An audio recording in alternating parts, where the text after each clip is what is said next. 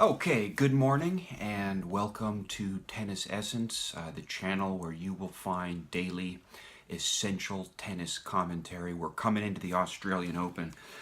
We don't have any breaking news really. We're just kind of sort of the still before the storm, as it were, the quiet before the storm. But in a previous video that I will refer you to right now and you should check out, I discussed the question of who is the greatest tennis player of all time, the GOAT, as they call it. Well, there's three reasons why, to my mind, Roger Federer is the greatest of all time at this moment in time. And for additional reasons, I believe that, in fact, 10 years from now and even 20 years from now, Roger Federer will still be the greatest of all time. But there's a distinct question that I think needs to be addressed, and which is the question of who is the number one player in the world right now. Who is the number one player in the world right now? Now, maybe some of you say that's not a question. That's already accepted. We already know who that player is. We have the ATP rankings, and they propound these ranking criteria, and they are the authority, and so Rafael Nadal is the number one player in the world. But I would like to suggest to you here that there are certain times, there have been certain times in the history of tennis when, and it happens, I would say not infrequently. I mean, it's not a normal occurrence, but it does happen, and it's just the nature of rankings. But right now, we're looking at a particularly glaring example of it.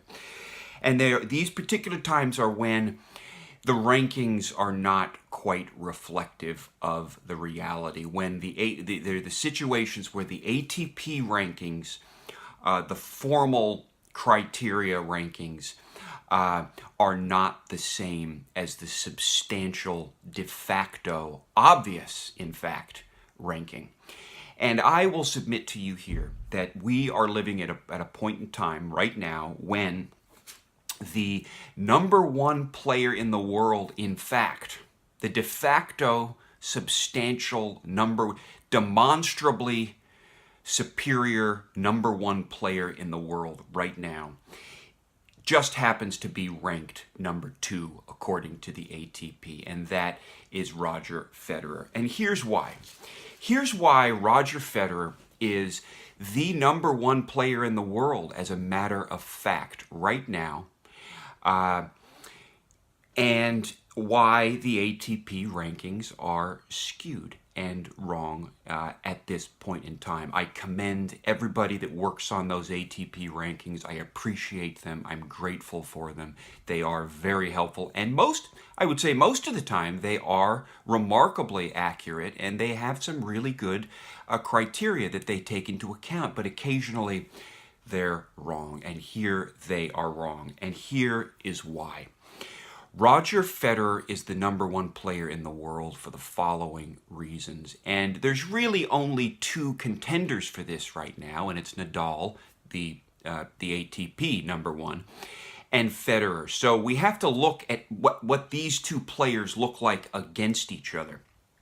And as most of you tennis fans know, on their last 5 meetings, Roger Federer has beaten Rafa Nadal. Now, the beatings have gotten progressively worse. I mean, these over the course of 2017, I mean, Rafa just he doesn't have an answer for the new Federer. So we have a situation where the number one ranked ATP player can't beat the number two player. He's ranked higher, but he can't beat Roger Federer. Now, they didn't meet on clay, and Rafa is the greatest on clay. That's true enough. If they had met on clay, if I were to be cautious about my prediction, I would say Rafa would have had a much better chance and might have prevailed against Federer. But on the other surfaces, and this is demonstrable in the history of this, I'm going back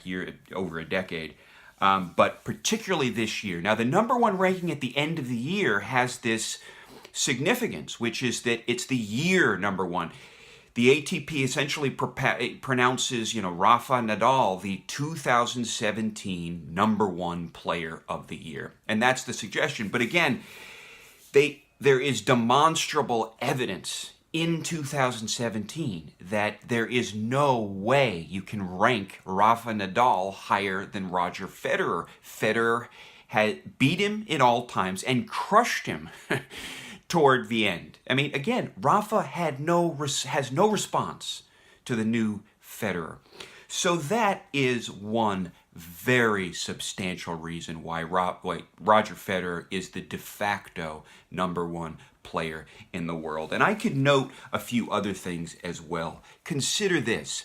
Federer won a greater percentage of his matches than Nadal. Federer won over 92% of his matches, compared to Nadal's pretty substantially lower in tennis circles, 85. Is it 85.9? Basically 86%. Rafa lost 11 matches in 2017. Compared to Fed, who lost 5 matches. Now, Rafa played 21 more matches, but still, it doesn't really make up for this. I mean, the fact that Rafa has lost over twice as many matches than did Federer during 2017. Federer had right behind John Isner. Federer had the greatest percentage of service games won in 2017, and the combined points won on his first and second serve in 2017 was the highest of any player on the circuit. And there are other statistics we could go into about this, but I think those suffice to prove that we are operating at a time when the de facto substantial #1 player in the world just happens to be ranked #2. God bless Roger Federer. And I am so very much looking forward to watching the man play and devastate at the Australian Open. Talk soon. Bye.